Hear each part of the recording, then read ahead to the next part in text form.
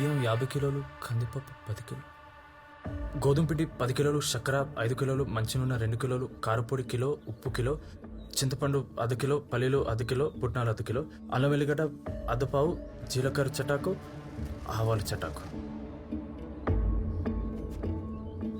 ఎల్లుండి గుళ్ళు అన్నదానం అంటారా? ఆ సామాన్ అంతా దగ్గరుండి అపోయేపు.